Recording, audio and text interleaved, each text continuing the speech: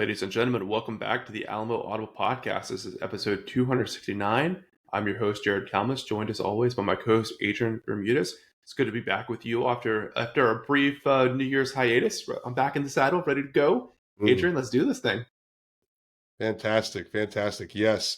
Here we are with the first podcast recording of 2025, Jared, I That's believe. crazy. It's end of January. It's our first of the Just a, first of a the year. day shy of the end of Oh man, January. if we would have got a full month of not recording, we'd have been in trouble. Well, dude, there were some unexpected difficulties that occurred. We had an extreme emergency, unforeseen emergency, Jared hardware issue, a technical emergency, Yeah. not a physical one, so no alarm there, but a massive technical emergency. Jared essentially had a complete hardware breakdown, Yeah. catastrophe. I Yeah. mean, complete breakdown. Jared, you want to talk a little bit about the labor that went into rebuilding your Yeah. entire computer system? Yeah, I mean, as you guys know, I'm a big nerd. I work in tech, cybersecurity geek, dabble in a little hacking, not Yeah, many things can truly stump me, but a hardware failure can. So I was like talking Adrian through the process. My computer just completely blue screen of death one day. Couldn't log in, nothing. And I was like talking to Adrian through. I was like, hey, like, I can't do any podcasts. My computer won't boot. I think I spent 16 hours trying to figure out how to fix that thing, and turns out the hard drive just went kaput. So I had to completely replace that thing. Fret not. Of course, I had multiple hard drives, so sure. I did get the computer up and running, just not with my original hardware. And also rest assured that the Alamo Audible hard drive, the archive of all archives, is still intact. Oh We're man. still good. My wife reminded me that I should find cloud storage for that stuff. I'm like, it's too big. I don't know. Like, well, I'll figure something out. We have to have disaster recovery for the all 9 years we've been doing this, whatever, 8 years. Yeah. So that coupled with the greatest South Texas snow day in 20 years, Yep. close to 100 in some places, and the holidays, we had the hiatus, but happy that we're back together here with you guys. And despite it being 2025, we're still talking 2024. Mm-hmm. Last time we got to chat, we really only got to talk about UTSA's bowl win, which was tremendous, but we didn't get a chance to sit back and look at UTSA's 2024 season as a whole. And honestly, Jared, I'm glad that this much time has passed by Same. since we've talked, because it's not fresh at all anymore. Mm-hmm.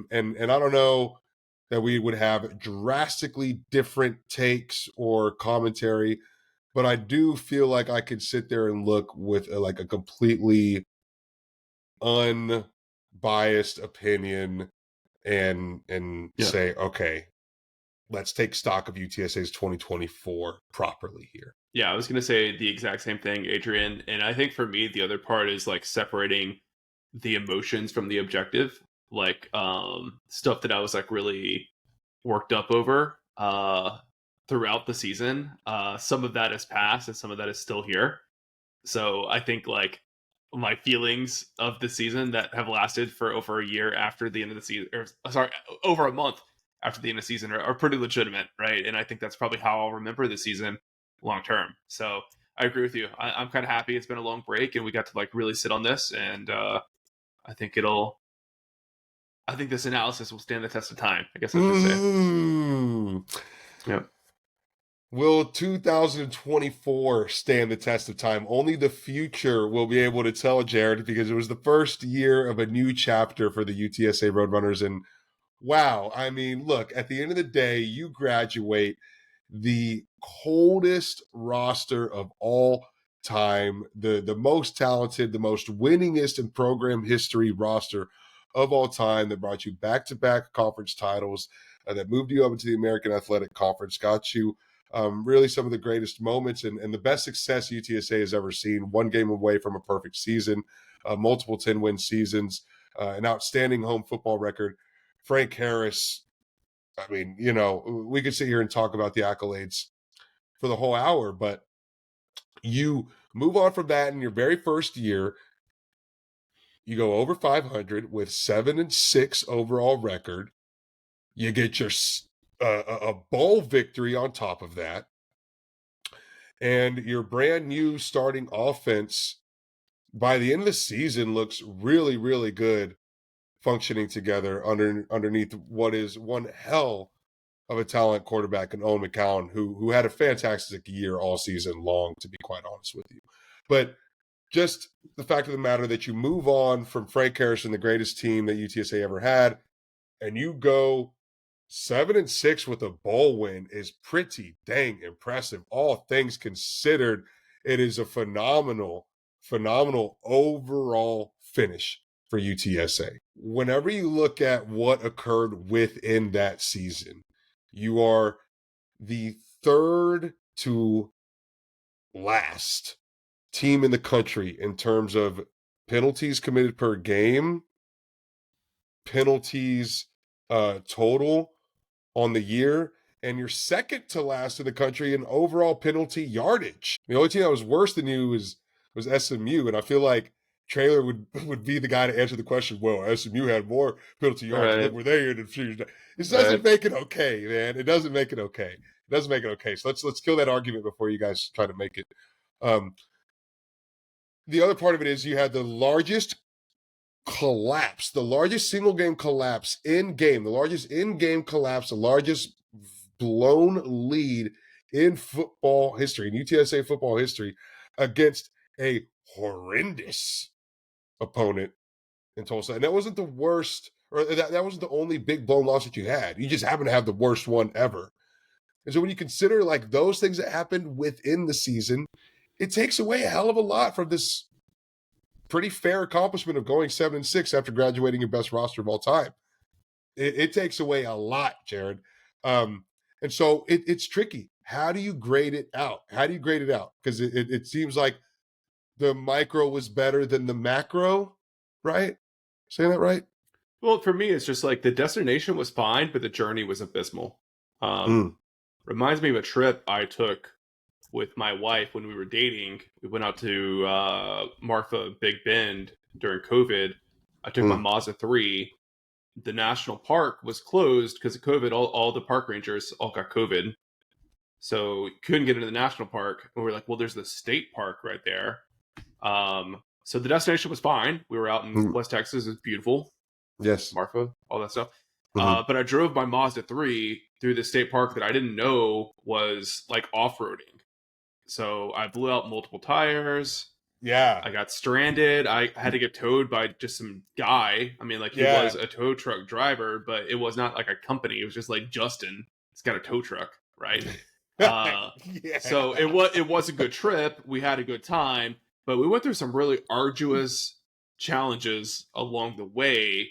And unfortunately, I can't think about the good times on that trip without also thinking about the several $100s that I'd paid to get tires replaced, to get towed, getting stranded in the heat, the inconvenience. Yeah, just the frustration, the stress, all of that. So yes, yeah, that's my takeaway of the season. I mean, I think at the end of the day, what you hit on first is the most important. That most schools, especially G5 schools, when they lose a generational quarterback, a guy that you build statues for, it is so rare to come back and still play at a high level, right? And that's even true for like blue blood schools, right? They'll lose that Heisman candidate quarterback, and they're going to see a big drop off, right? The fact that UTSA, for the most part, destination wise, was able to avoid that and still have a fairly successful season that I would say was in line with like the range of expectations for what the team would do is a big win. It's not something to take for granted. And I remember saying all the time, like, I want UTSA to get to where Boise is, not just for their peaks of like going to the playoffs and like being the top G5 team, but for the consistency. The consistency. Right? Where even in their down year, the bottom of the barrel for them is getting to a bowl game at 6 wins. And it may not be a good team. You may flip your roster, you may fire your coach, but you're still going to get a bowl game. And Losing I feel like seasons, that's the year UTSA had this year. Right. Losing seasons are few and far between. that sort of consistency. Right. You're constantly above 500, and your worst years are still above 500, are still winning year. And because like I've mentioned this on a couple of episodes back, because like that's like where your program is winning games, not your team, not your coaching staff, right? Like your ability to acquire, retain, develop talent, persist better than like the individual skill and cohesion on an individual year's roster. Does that make sense? Absolutely. And I think like what we saw this year was like the program held together, even though the team was a little bit shaky at times. Well, even though the team was brand new, so to speak, the program held together continuity wise, despite fielding this new team all together. I mean, it's massive. Yes, the macro being the destination, the micro being the journey. The micro was messy. It The was week by gross week. at times. Yeah. Yes. But overall, when you zoom out, it is really dang impressive, especially for a school at UTSA's caliber and of UTSA's youth. On top of that, man, it's still very, very hard to grade, and that's what we're here to do is to put a grade on it, Jared. We could talk about the good and the bad and the ugly, but overall, what does it really mean? Whatever you think about UTSA's 2024 football season, on the outside looking in, how do you rate it, right? And it's hard because it's really difficult to remove the context of the success that we just had. And then also the what could have been. I mean, I said it all year long, the podcast. It's not hard to close your eyes and imagine a few different roles of the football. It's a big freaking season. So this is what needs to be defined in this argument.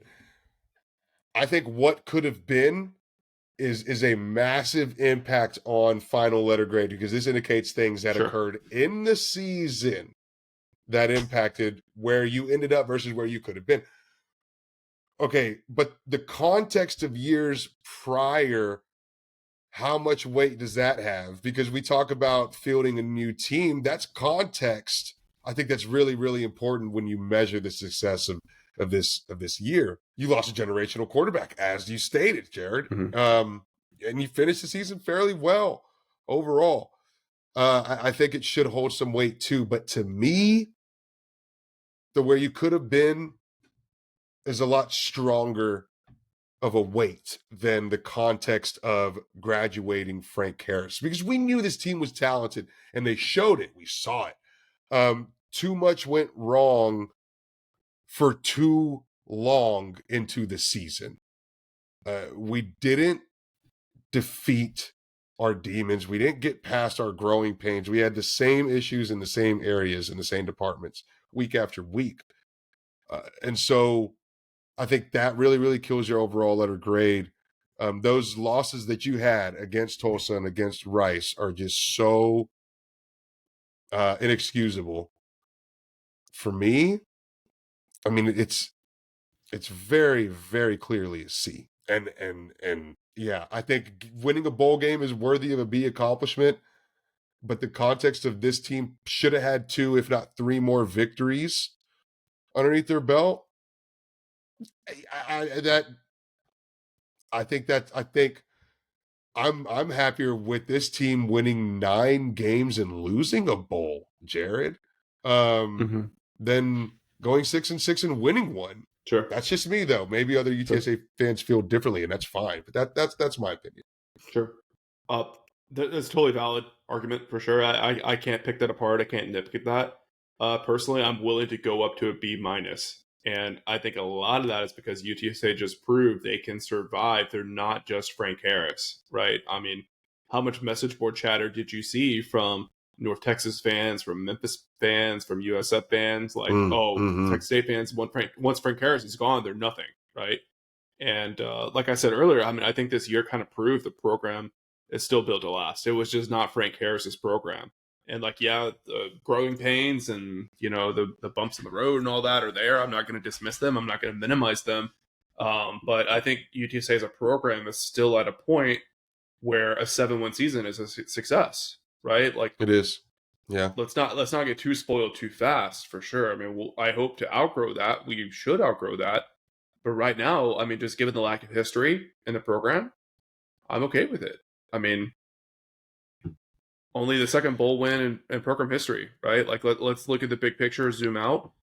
Hmm. So I'm quite pleased with that. I'm not pleased with how things went down throughout the week by week progression of the schedule. But when I aggregated it all, I'm cool with a B minus, honestly. I can still be happy with the way this season ended and give out that C, so to speak, because I That's am. I fair. don't want That's it fair. to feel like I'm dissatisfied with this final result of 2024. I'm really happy with this team. Again, I think the accomplishment of what they were able to do in this single season turnaround, it deserves all the accolades. However, the breakdowns, and I think the coaching staff has a lot to do with it as well, in bringing down the letter grade for me. But also, I think the way we measure it is differently. So you've got a little more weight on that context of UTSA remaining together as a program despite moving on from Frank Harris. And I've got a little more weight on the lack of in season progression occurring in our Or, problem areas. or just how tardy it was, right? Because the progression did happen, but it took several weeks more than it should have. Yeah, absolutely so. And I think the collapses that we had were just, I think, really and truly like the lowest mental points we've seen from a UTSA football team, Yeah. especially during the Jeff Traylor tenure, but even overall, is pretty bad. So look, C and B minus aren't too far apart. I think both of us feel that this season, you talk about what could have been. There's a lot there. There was a lot that was lacking, and I think it would feel the same if you asked anybody in the locker room. I think all of those players would agree with you too, I think so too. that they wanted those two more wins on the schedule, and I they think should so have. too.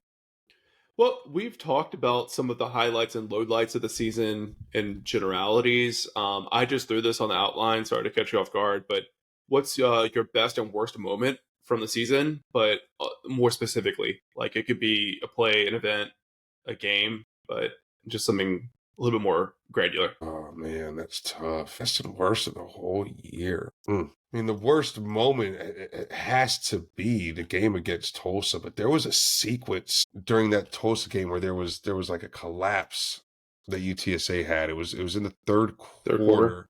Yes, I'm trying to remember If the I remember exact plays that correctly, happened. Tulsa had a nice little like 5 or 6 play touchdown drive, and then they had the strip sack on win. That's what it was. It was the strip sack. And then I think a 3 and out the next drive, and they scored again. Something like it all happened very very fast. Yeah, Yeah, yeah. That strip sack was really was a turning point. After the strip sack, Tulsa's able to go on a little bit of a run, and everything kind of starts to fall apart from there. I think that third quarter, fourth quarter against Tulsa is the worst moment, I think, probably for most people. Will McGowan's, uh, was it a 2 interception game or 3 interception game thereafter that against Army was tough in the season finale. He had a really really tough showing against Army that was hard to see, but I yeah. would say that's far from the worst moment of the year. Um, it was just hard to see him have that game that day. Texas State's probably one of the Oof. worst moments of the Yeah. year. I mean, Yeah. it's the earliest I've ever left a UTSA game in my Same. entire life. Yeah, so let's put it Texas State. Let's say my Mhm. granular worst moment of 2024 football is leaving at halftime, Yeah. down I left in the third quarter. down 35-3 against Texas State. I went to the square. I Yep. left Bobcat Stadium and I went to the square at halftime, wearing all of my orange like an ass. And it was rough. It was a really really rough moment as a UTSA fan, and I think there was something eating at you really really deep down, like, oh no, is this going to be a bad year? Is Mhm. this going to be a bad season for UTSA? Are we done? Are we finished? Could have yeah, it was one of those, like the very first blow post Frank Harris. That one was bad, man. So Yep. granularly, it's walking out at halftime in Bobcat Stadium down 35-3. Well, what about the best moment? A few moments I like, Jared. Just a few. No, I mean it was good. I mean beating the stretch that we had in November to remember, as Jeff Traylor called it. That particular stretch, especially Memphis and UNT back to back. There was like a bye week in between, but they're both in the Alamo. That was a really, really cool sequence. Going to UNT is always fun, and when we beat it the hell out of them again, and sort of took their heart from them in another fashion. But Memphis and UNT, I mean that sequence is like this Owen McCowan version of UTSA firing on all cylinders. 44 points against Memphis, 48 points against UNT. They're at home in the Dome, just electric, like the way that UTSA was scoring when they were winning back-to-back conference championships with that Frank Harris offense. That's how dynamic they looked. They could score at will. They were doing whatever they wanted. Those are fantastic moments, man. Those are fantastic moments. Yeah. Golly. And a special contender for worst moment, I guess, would also be Rice's walk-off touchdown. That catch in the end zone. Gosh, what was that Rice receiver? That was pretty ugly, too. Yeah, he was the transfer from UCLA, I think. Also at that one live. Crap. That's another contender for worst. That's rough. That's my pick, right? The last 2 minutes of the Rice game. Last 2 minutes of the Rice game. Brutal for me. I mean, like you see that last touchdown drive for UTSA was the moment where this offense clicked into gear of what they were going to be for the rest of the season, right? That touchdown pass to Houston Thomas, I think, to take the lead.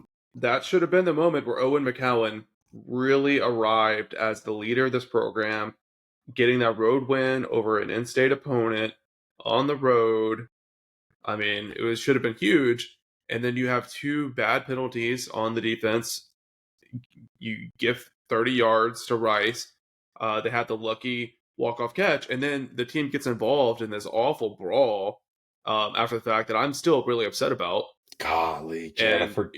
I think I've told this story in the podcast before, but, I went to the men's tennis championship last year, and UTSA tennis got into a fight with Middle Tennessee players at Rice's campus.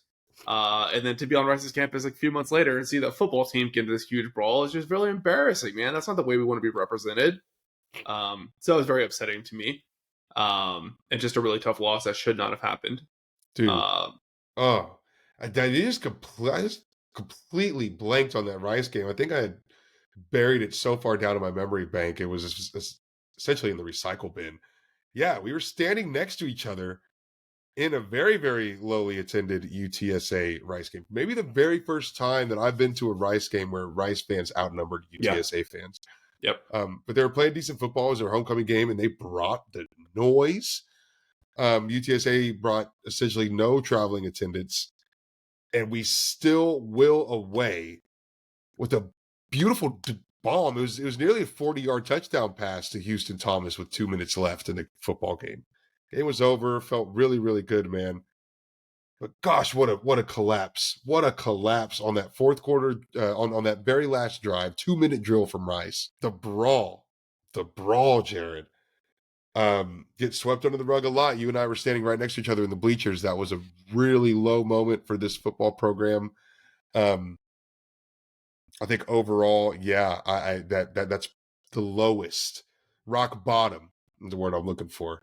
Dude, you changed your answer like 6 times. You might have to drop your letter grade to a D after this topic. Well, now I'm thinking to myself, for worst moments, there's 3 or 4 that have come to mind now, right? There's the Tulsa collapse. There's walking out at halftime at Texas State.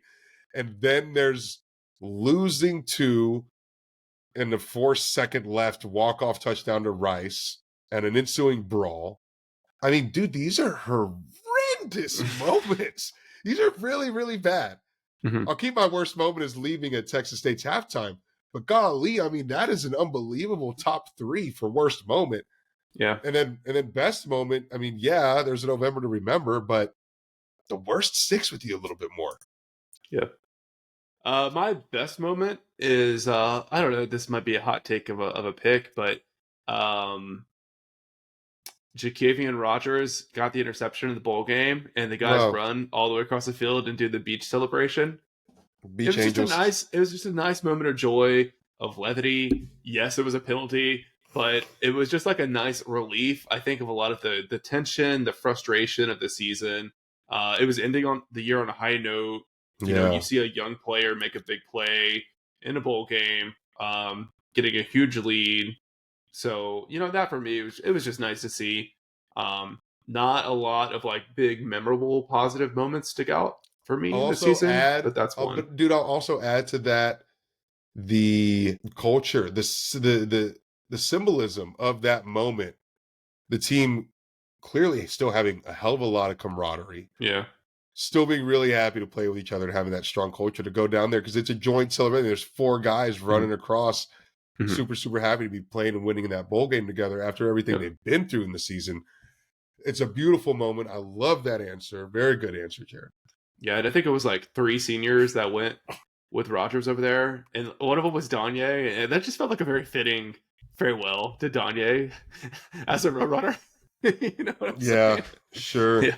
sure. Um, I'll also add to that the coming out party of David Amador against North Texas. that's a really good one. To be specific, in November, to remember, to That's a make really it good more one. granular, it's David Amador's 9 catches for 122 yards with some toe drag swag Hmm. against UNT in the Alamo Dome. The Hmm. very first time he's healthy, he does his cumbia in the end zone in front of Sosa when he scores a single touchdown. That is my best of the season. Good stuff. Good stuff. I like that one. Well, let's hit one more topic, and then we'll do some Patreon shout outs and a cumbia. This might be the biggest point of contention, I guess. There was some talk of it on Twitter, and I guess to cut it to chase, did the staff do a good job this season or not? What a loaded question. It is. It's a really loaded question. 7-6. You can't say they didn't do a good job, but was this the most disappointed I've been in a UTSA staff under Jeff Traylor? Yes, it is. Yes, it is. Yeah. I thought that his onus and addressing of glaringly obvious, impactful issues that this team was having um, was poorly handled, swept under the rug. There's just a very nonchalant way that he seemed to be handling this discipline problem that this team sort of had through the course of 13 weeks, course of 3 months of football. Um, so I'm upset with that. As far as actual footballing goes and X's and O's, I thought this team was drawn up really to play well. I thought that we were a little bit stubborn in moving on from old road runners to new road runners. Jeff Traylor's been a little bit at fault of that before, Hmm. Hmm.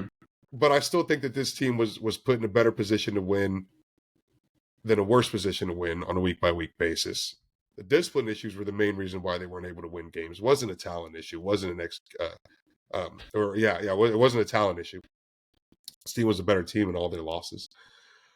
So that's really disappointing to me. I am more disappointed in this staff than I have been in other Jeff Traylor staffs, and one part is having the issues and not correcting those issues is the until way later in the season, and only correcting them a little bit, but not immensely. But more so, like the addressing of those issues.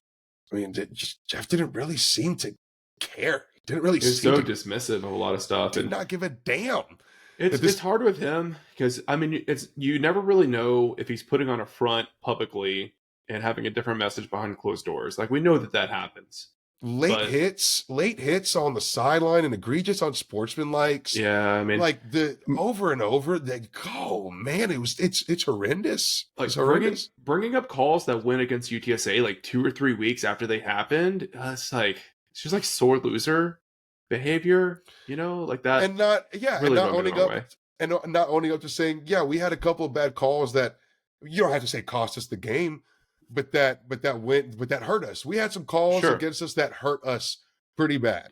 Yeah. And I don't think we were able to recover from. I mean, Yeah. it's okay to say that and own that. And the players probably need to hear you say it too. Yeah. But when you have like 7 self-inflicted errors that take yards away, create turnovers and all that, and they're just getting hand waved away, and you're focusing on the refs, like that's not teaching accountability to the players, and that's where it would bother me. Yes. Look, and I'm not here to like, rag on the UTSA 2024 football season in our grading episode, but damn it, I mean, we do need to address this because it was really a big problem in 2024, man. This team averaged 8.7 penalties per game, more than 8.5 penalties per game, almost 9. That was the third worst in the country. 81 yards per game given away. That's a touchdown drive per game given away. That's the third worst in the country. 1,054 penalty yards, 1,000 yards given away by way of penalty. Jared, that was the second worst in the country.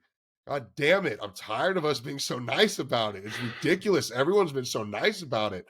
And it's because Jeff has swept it under the rug so well. I do think so. I do think he's performed a little bit of magic in keeping the narrative down because he's been so off-putting, so nonchalant and putting it off when it's brought up. But damn, it's bad. It's bad, man. It was really, really bad in 2024. And so let it be known. This team was horrendous in their discipline this year. It's a big reason why I gave him a C. Yeah.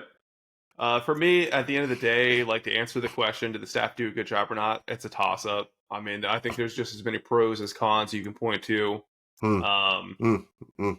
So to say they did a good job, I don't know if I could say that, but I think they did an okay job. I think they did a passing job. It's probably the best I can do. But what do you think? What do you think they did well and not well? Just a couple bullet points. I think development was pretty good, right? You saw guys like Patrick Overmeyer, Brandon High, Owen McCown. Yeah, I mean, Ben Rios, tremendous. There was a young cornerback that played a lot this year that was pretty good. Kid from Katy. I don't know why I can't remember the name. It's tall guy. But he came along really well as well. Was it Vic Shaw? No, he's not from Katy.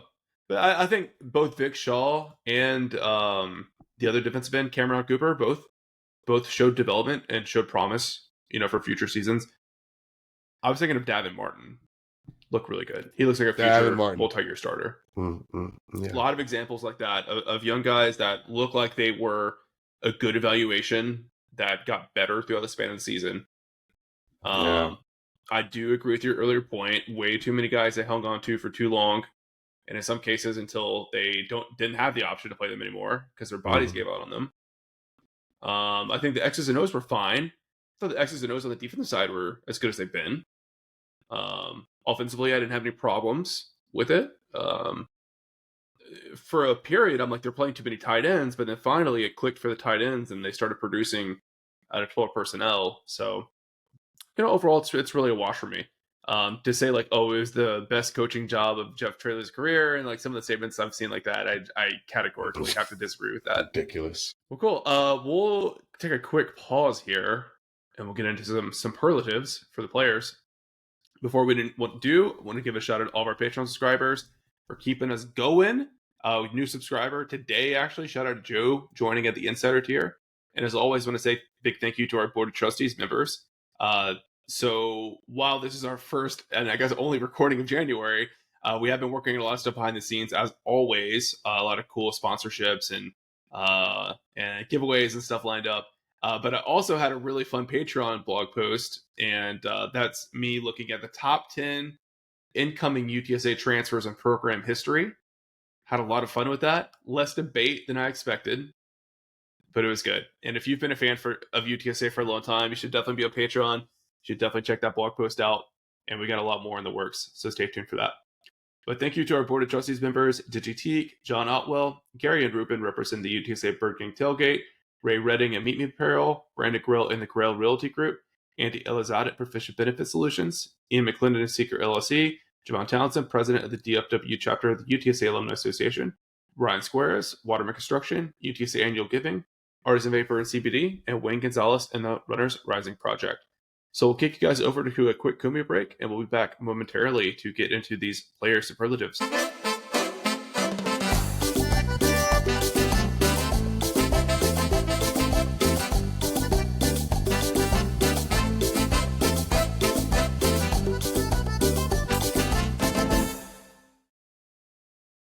All right, guys, welcome back to episode 269 of the Alamo Audible podcast. So before the jump, Adrian and I kind of summarized the season, some of the narratives, some of the memories that we'll take away for better or worse from this year, some good analogies and all of that.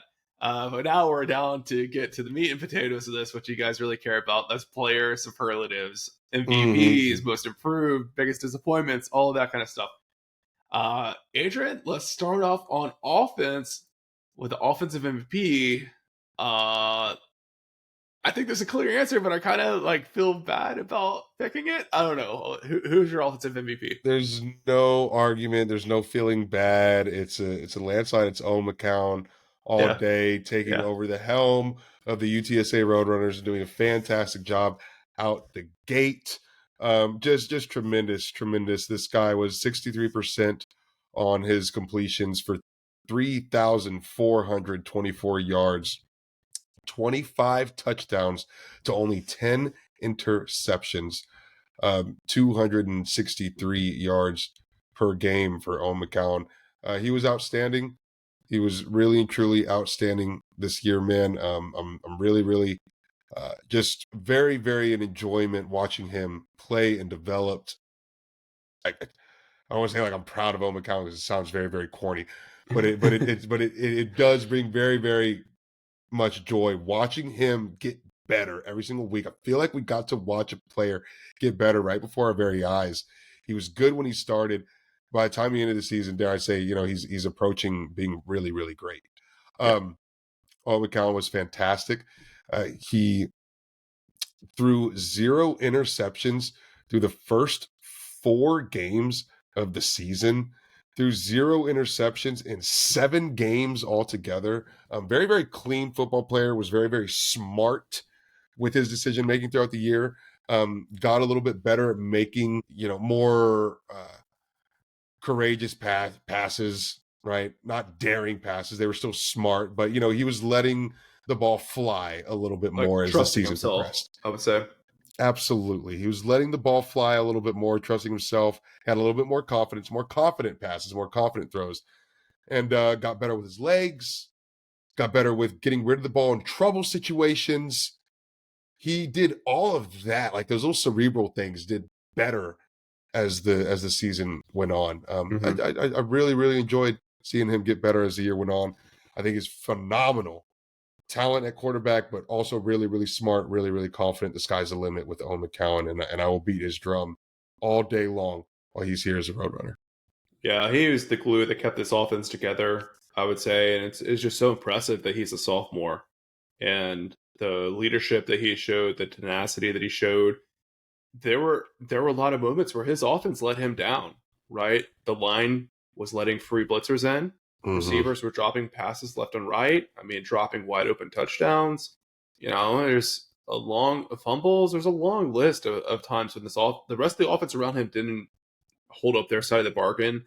And you never once sensed any frustration from him, any pointing of fingers, right? He was just always supportive, great teammate, ready to go for the next series, right? So the maturity that he already showed at his age is what impresses me the most. And, obviously his lineage helped with that, having been around 3 NFL quarterbacks or whatever, growing up his whole life, obviously that puts you in a position to be ready for those moments. But I think from a technical standpoint too, his progression, you mentioned a lot of the stuff already. I won't regurgitate it, but just a very impressive showing. He's great right now. He's on the cusp of really being a very special Roadrunner that we'll remember for a long time. Yeah. And getting him, McEwen, Amador all potentially back, and the tight ends as well. oh man, this guy's the limit next year.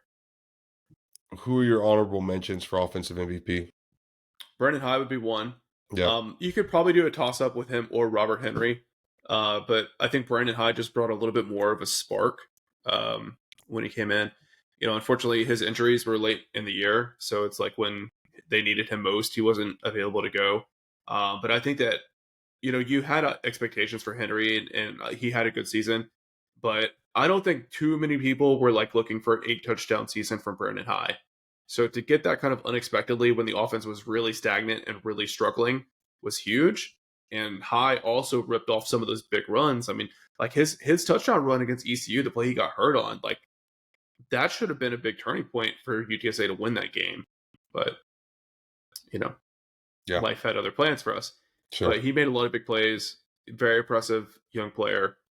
Really high potential. Tough to really give him an MVP nod, due to his lack of carries and all of that. But I think he played a really, really big role in this offense being as successful as they were. Yeah. Yeah, definitely so. You can't really give 5 games of production and really only 4 true games of production in MVP nod, but damn it, David Amador deserves some recognition. He had an MVP November. You could say that. And he was, despite, only playing in 5 games, was like the 4th or 5th leading receiver on the team. So. Yeah, so like it's Fifth. just filthy stuff. Yeah, the 4th leading receiver on the team in average yards per catch, 5th in total yardage for David Amador. Just salty, really, really salty. And actually the leader in receptions per game in his 5 games. By a long shot, too. By a long shot. Yeah, that's crazy stuff. Yeah, so that's receptions per game and yards per game. David Amador leading the team in just 5 games as a road runner. That's outstanding. Deserves, I think, at least an honorable mention. Last honorable mention for me, super underrated. Kamar Missouri was super reliable. Yeah. Plug and play, transfer offensive tackle. You just don't get too many of those, especially at the group of 5 level, with the transfer portal being what it is. Great find from the staff. Did an awesome job. Really seems like he's grown into a team leader as well. He's very vocal on social media, showing support for the guys. Interesting. I mean, he shared some of his thought process of why he's staying at UTSA when obviously he could go elsewhere. So it's really great to see. Really excited by him. And I just think he was like a little underappreciated this year. He was the most consistent offensive lineman by a long shot. So got to give him some kudos there. I think so. Yeah. All right. Let's get into the defensive side. It's a lot tougher than offense. Yeah. So much really just incredible production for the UTSA defense this year. Who gets the nod as the defensive MVP? Man, is it Zay Frazier? Is it Jamori Robinson? Does Martavius French deserve to be in that? Yeah. For me, I think all 3 of those guys would be super, super qualified, right? On a normal year. I think any 3 of those guys can have the performance they had this year and take home the hardware. Look. 10.5 sacks from Jamori Robinson. 17 tackles for loss. Program record, right? Yeah. 17 tackles for loss from Martavius French as well. And 52 solo tackles on the season from Martavius French overall. Zay Frazier with 6 interceptions on the year. Just ridiculous from this trio of guys. Dogs, a group of dogs. You could even call it 3-way tie for the MVP, and I wouldn't even be mad at that argument, Jared. Yeah. But who gets it for you? Jamori had the biggest impact. Like play by play, series by series, drive by drive, game by game. Yeah. Jamori was there. He was there. The motor, the consistency. It seemed like he was around the football at the end of every single play. It's Jamori Robinson. I would agree. Yep. He's the one whose production you felt more than anybody else's. Yeah. I think he's the guy who struck the most fear into opposing offenses' hearts. You know what I mean? Like, teams were still testing Zay downfield late in the season. They wanted no smoke from Jamory Robinson by the time we got, into November. Yeah. So I think I kind of give it to him. But again, all three of those guys were phenomenal. I think all three guys could win it in a different year. Beautiful. All right, next category. Most improved offense. There's a lot of candidates for this one. I think any of the young tight ends could qualify. All of them were great. Yeah, anyone except for Oscar, I think, would hit the mark. Patrick Overmeyer was just phenomenal. Right. He was really tremendous this year, man. To come in as a redshirt freshman, his first year really getting involved. I mean, a stud. Mm-hmm. Really, truly a stud. But I think, him coming as a redshirt freshman, you really just sort of seen him getting involved. But like on a year-to-year, just like total turnaround, like Houston Thomas was a monster. Mm-hmm. Dan Dishman, this is kind of like what we've been waiting for from Dan Dishman for a really long time. So you make a good point on the tight ends, particularly with those two.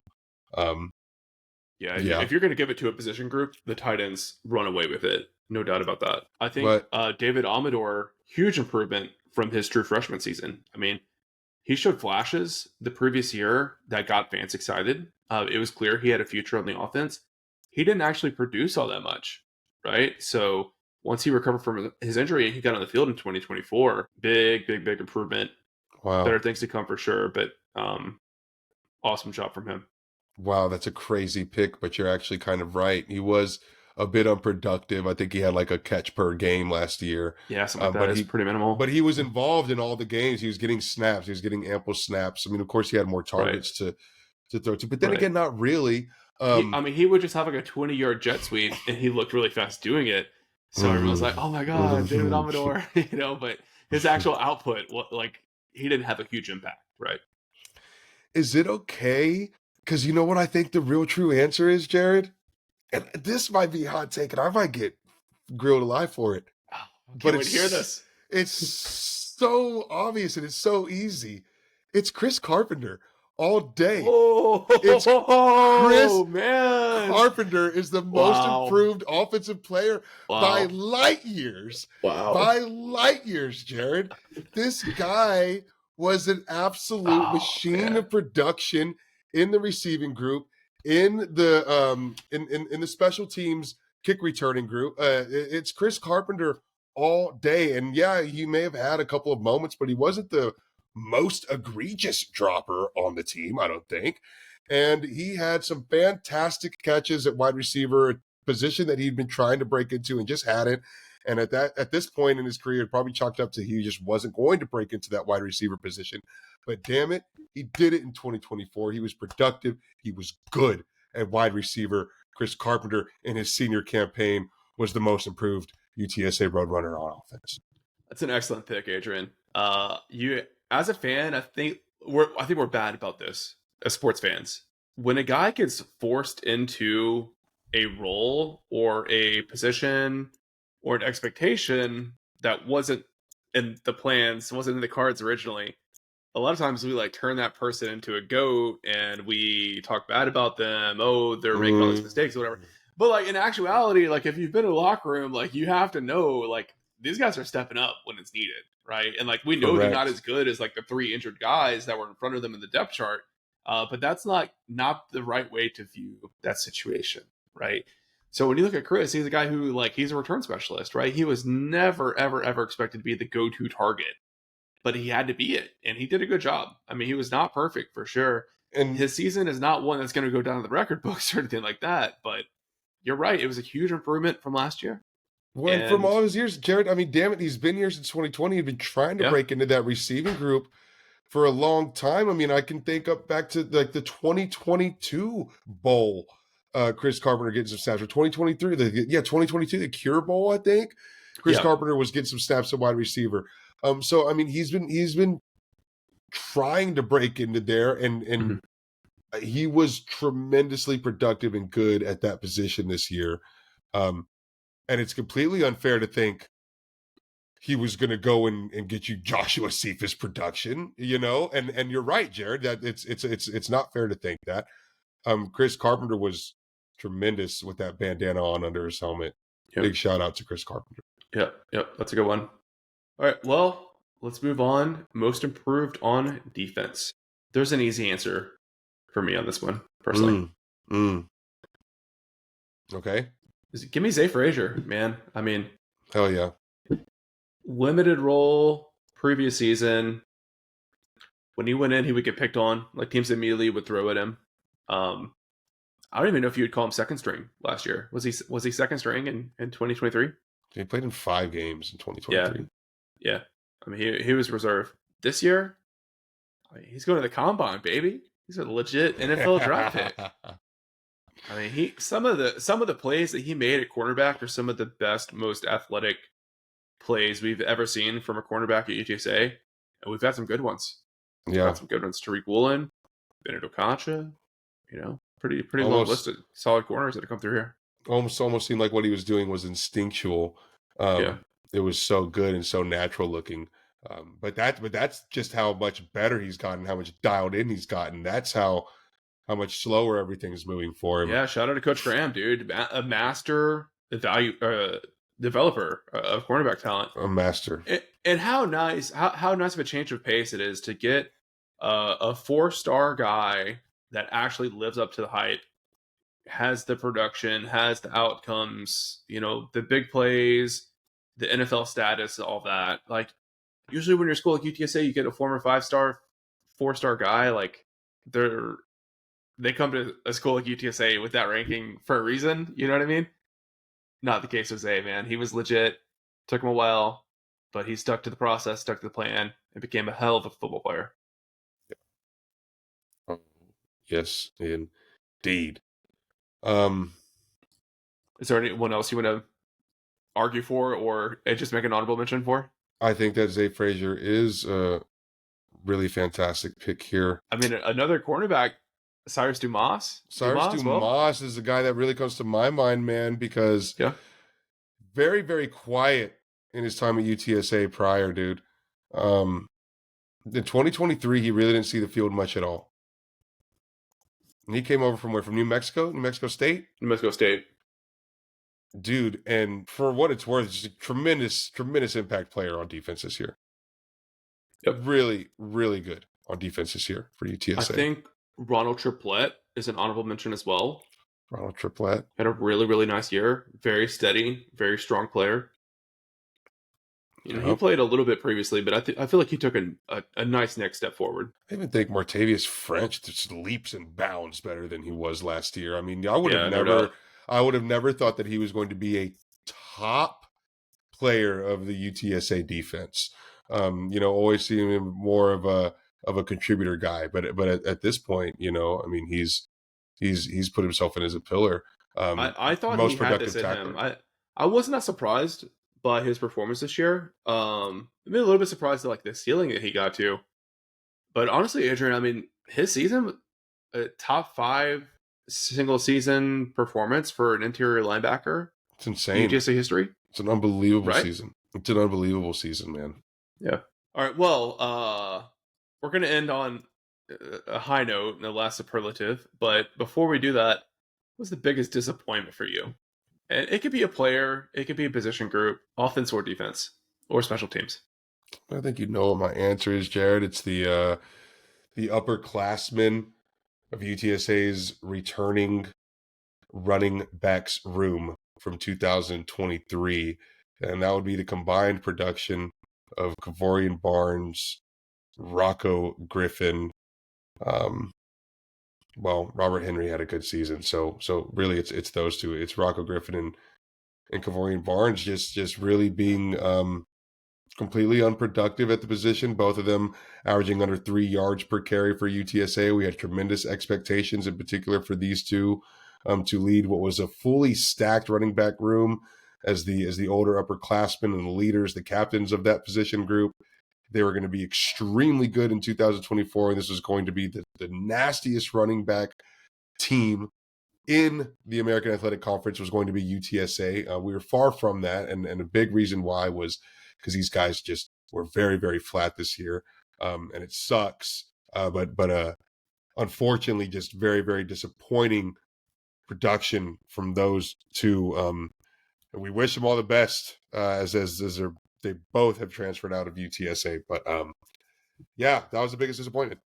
Yeah, hands down for sure. I mean, in the preseason, we were talking about, this offense, they're going to lean heavily on the run, and they're going to run a lot of 12 personnel because they're going to run the ball and have extra blockers and all that stuff. And yeah, no, it didn't play out that way at all. I think just generally that position was such a mess. I mean, what do you have, like 6, 7 guys get snaps there this year? Just like, I don't know. I struggled to understand the strategy, the vision. Even like when they were recruiting this class, I'm like, why are they taking so many running backs? It's crazy.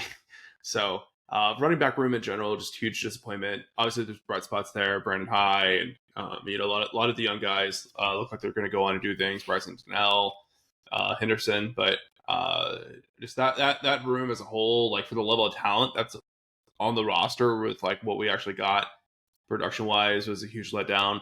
Honorable mention for me would probably go to JJ Sparkman. I mean, I had really high expectations for him. Thought he was going to be the go-to guy, top target. Just didn't really do much. Sure. He had like one really nice catch late in the season. I don't remember what game it was, but yeah.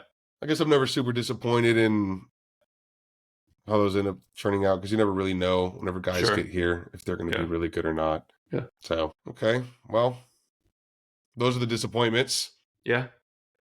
Ended on a high note. Newcomer of the year. Who you got?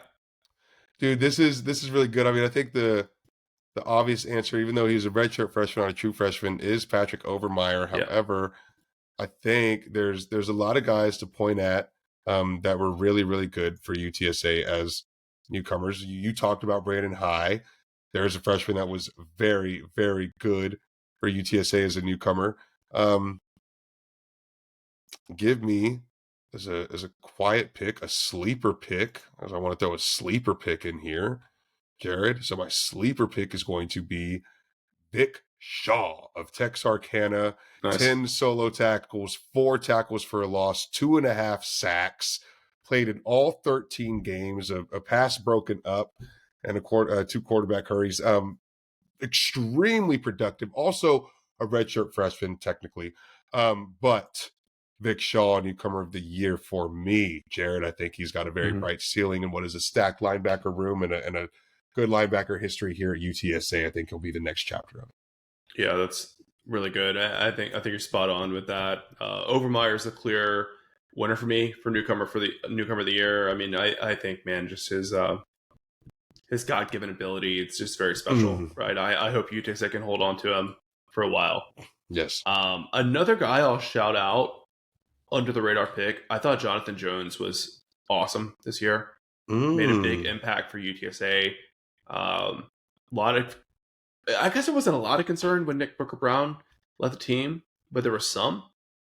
And I think it started to compound over the season when like the pass rush wasn't as consistent outside of Jamori as it should have been. And then once Jonathan Jones kind of got into the mix and he started playing more and more, he was just such an awesome, unexpected addition to the team. Great scouting job by UTSA to find this guy out there, late and bring him in. So, obviously his numbers aren't massive because there's a lot of rotation in that position, and, he didn't play too much until middle of the season. But really, really enjoyed watching him a lot, and I think we'll see big things from him next year. I like that pick. That's a good dark horse, Jared. But yeah, big shout out to Patrick Overmeyer, man. Very excited. Yep. Very excited. Yep. Proper tight end here at UTSA. Yep. Well, Adrian, last thing I want to talk about too, just got a bit of due to Coach Griffin. He's been the running backs coach at UTSA since Jeff Traylor was hired here. Great guy, great coach from all accounts. Things were weird this year for the running back position, but overall, really good coach. Brought a lot of great players in. Got great performances out of his guys. Did an awesome job balancing the delicate need for carries, throughout his time at UTSA, and was here for a great time, for a long time, brought home 2 ships, 2 bowl victories, right? I think he had a freshman All-American. Yeah. I think. So, yeah, awesome job. And, happy for him going to a Power 2 program and assumedly getting a huge payday for it. So, great to see. And I know who I want them to hire to replace him. It's Oh, my boy Mike Jinks, man. Let's He's a free go. agent. Go get him. He's coaching Dude, high school right now. that name has Bring him home. Bring him home. every single time UTSA has an opening, his name is on the freaking list. Gosh, will it ever happen? It would be a happy day for the sickos if it does. Yeah. I have a Photoshop somewhere on my computer. God, I feel like I can see the tweet. Yes, man. Since Trailer's been here, really, really amazing stuff, especially with the tutelage of Sincere McCormick. Yes, Jared, he was a second team All American, 2021. There you go. Also a back-to-back CUSA Offensive Player of the Year. And then I think, because despite like the production of running back falling off in UTSA since McCormick's departure, and particularly the last 2 years, 2023 and 2024, have been the worst running years that Griffin has had here at UTSA. I think still he's proven that he's been able to do it with like this just massive stable of guys. Because if you think of, besides Sincere McCormick, there hasn't been a primary back for UTSA. Kavorian was kind of, but he never really was full on, minus not even that 1 year. He had that freshman year sort of behind Sincere, and everyone was really glowing about him. And then whenever he did have to lead it, he wasn't nearly as productive. So Griffin always had to like cycle guys out, and he had very different statures of running back, different skill sets at running back, managed to find productive out of every single different style of different archetype of running back that he had. I think that goes to like show a cow how good this guy is at his job. So even though you may have seen like the totals come down on the stat sheet year over year, he's been able to get more production out of more guys and different types of guys. He's a multifaceted running backs coach. So really, really impressive stuff. And the other thing I'll say to that, Jared, is I'm just glad it ain't Coach Price. You can take any assistant coach on Jeff Traylor's roster. Just do not touch our North Shore connection, Joe Price. I'll come knocking on some doors, dude, if Joe Price is under threat. So yeah. I think I'm a little bit worried about Coach Graham, because Houston just lost their cornerbacks coach. Now, obviously, it would be a good fit for him. Yeah, it'd be a so we'll see. We'll see. Be a tough loss. Yep, it's about to be that season, right? Like after National Signing Day, you'll see a lot of movement from assistant coaches. So strap in and don't freak out too much if guys leave. It'll be all right. Well, Jared, what do we have coming here at Alamo Audible for 2025? Ooh, well, Dan's obviously got around the bird bath ramping up. Baseball is coming. We are overdue for a basketball episode. Men and women's have been playing very well recently. Women's just coming off a 10-game winning streak, as we're recording this. Lost last night with Jordan Jenkins out. The historic combo is getting its greatness restored on the hardwood, baby. Yes, as men's basketball. Speaking of that, I have a blog post I've been working on for a long time about combo renovations and like some ideas for what that could look like. So I do need to finish that. I've been kind of kicking it around for a while. So that's one thing that's in the hopper. But Adrian, I mean, biggest and most important, it's Domi season, baby. Domies. Yes, sir. Where are my Domies? Dude, Domies is here, baby. Oh, man. Roll out the red carpet. It's time for the annual UTSA Sports People's Choice Award Show.